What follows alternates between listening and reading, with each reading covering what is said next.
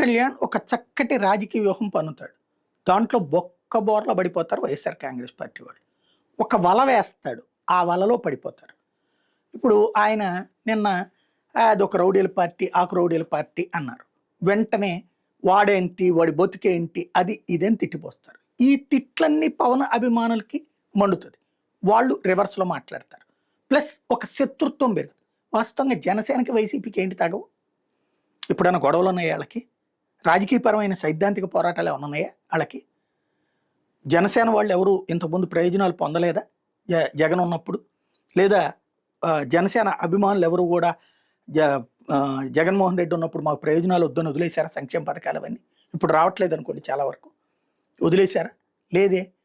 అసలు పవన్ కళ్యాణ్కి జగన్కి ఏంటి గొడవ? చంద్రబాబుకి జగన్కి గొడవ ఉందంటే ఒక అర్థం ఉంది. ఎందుకని?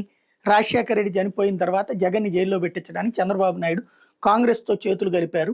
ప్లస్ అతని మీద కేసులు పెట్టించిన దాంట్లో ఇంప్లీడ్ అయింది అశోక్ గజపతిరాజు, ఎర్రనాయుడు ఇట్లాంటి వాళ్ళు.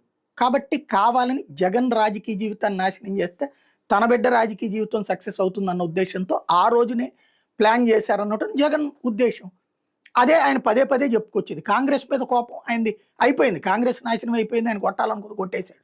తర్వాత తెలుగుదేశాన్ని తను టార్గెట్ చేసుకుంటాడు. ఎందుకు? వాళ్ళిద్దరి మధ్యన ఆ సైద్ధాంతిక ఘర్షణ ఉంది, లేదా వ్యక్తిగతమైనటువంటి వివాదం ఉంది. పవన్ కళ్యాణ్కి ఆయనకి ఏముంది? ఇంకా పవన్ కళ్యాణ్కి తెలుగుదేశానికి విభేదం ఉంది ఇంతకుముందు.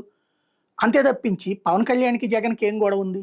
ఏమీ లేదు. కానీ ఆయన తెలుగుదేశం వైపు వెళ్ళాలనుకున్నారు. గతంలో తెలుగుదేశం వల్ల నాకు తల్లికి అన్యాయం జరిగింది, లేకపోతే నా కుటుంబాన్ని అన్యాయం చేశారు, నన్ను ఇట్లాగా అవమానించారు అని చెప్పింది ఆయనే.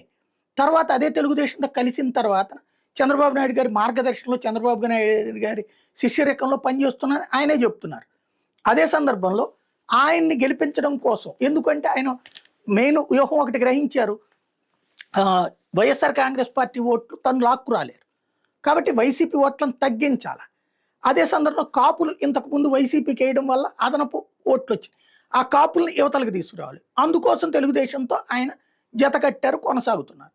కాబట్టి పదే పదే ఆయన రౌడీ మోకలు, లేకపోతే అరాచక శక్తులు ఇట్లా జగన్ పార్టీని తిడతారు. ఇప్పుడు తెలుగుదేశంలో ఎన్ని జరుగుతున్నాయి? రాష్ట్ర ప్రభుత్వం, ఈ ప్రభుత్వం వచ్చాక ఎన్ని జరుగుతున్నాయి?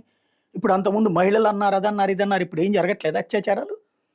కాకపోతే వీళ్ళు అట్లాగా హడావిడి చేయట్లేదు. అప్పట్లో ఒక అత్యాచారం జరగగానే రాష్ట్రంలో అత్యాచారాల రాష్ట్రం అయిపోయింది, ఓ గంజాయి దొరకగానే గంజాయి రాష్ట్రం అయిపోయింది, డ్రగ్స్ దొరకగానే డ్రగ్స్ రాష్ట్రం అయిపోయింది. ఇప్పుడు మరి జరుగుతూనే ఉన్నాయి కదా. వాళ్ళు అప్పుడు చంద్రబాబు, లోకేష్, పవన్ కళ్యాణ్ ఒక వ్యూహాత్మక వ్యవహరించారు. నిరంతరం నెగిటివ్ ప్రాపగండా చేసుకొచ్చారు. వీళ్ళకి అది చేత కావట్లా. జగన్మోహన్ రెడ్డి ట్వీట్ చేయడానికి కూడా బద్ధకం. వారంలో 2 రోజులు 3 రోజులు ట్వీట్ చేస్తే గొప్ప అవుతుంది. దానికే వామ్మో అని చెప్పేసి చప్పట్లు కొట్టేసుకుంటారు, గుండెలు బాధేసుకుంటారు వాళ్ళు. అది నడిచిపోతుంది. ఇంకోటి, అక్కడ ఉన్నంత మీడియా అవకాశాలు లేవు, అక్కడ ఉన్నటువంటి సోషల్ మీడియా అవకాశాలు లేవు జగన్ దగ్గర. దాంతో ఎంతసేపటికి ఈ జగన్ని అభిమానించేటటువంటి వాళ్ళని రెచ్చగొట్టాలి. రెచ్చగొడితే వాళ్ళు ఏదో ఒకటి మాట్లాడతారు. దాన్ని బేస్ చేసుకుని అదిగో చూసారా వాళ్ళ అరాచక శక్తులు అట్లా మాట్లాడుతున్నారు, అట్లా అంటున్నారు. జనసేన వాళ్ళు అనలేదా? లేకపోతే టీడీపీ వాళ్ళు అనలేదా? ఆ రెడ్ బుక్ అంటే ఏంటి అసలు? అంతు చూస్తామనే కదా. తర్వాత వచ్చాక అంతు కూడా చూశారు కదా. మరి ఏమైంది? లేదా తాట తీస్తా, నేల మీద కూర్చోబెడతా, కొట్టి కొట్టి కొట్టి కొట్టి కొడతానన్నది ఆయనే కదా. అట్లా జగన్ ఏమన్నా అన్నాడా? లేదే. అయిపోయింది.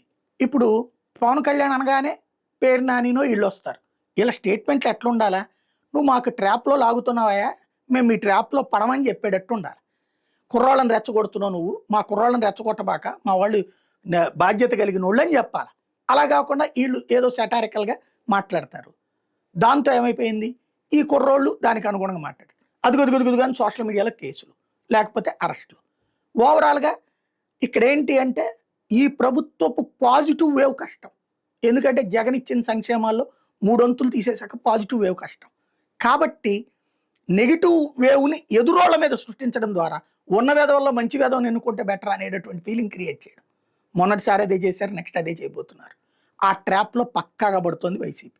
మరి వాళ్ళు ఎప్పుడు గ్రహిస్తారు అంటే గ్రహిస్తారా లేదా, లేకపోతే ఎవడేమనుకుంటే మాకేమనుకుంటారా వాళ్ళ ఇష్టం.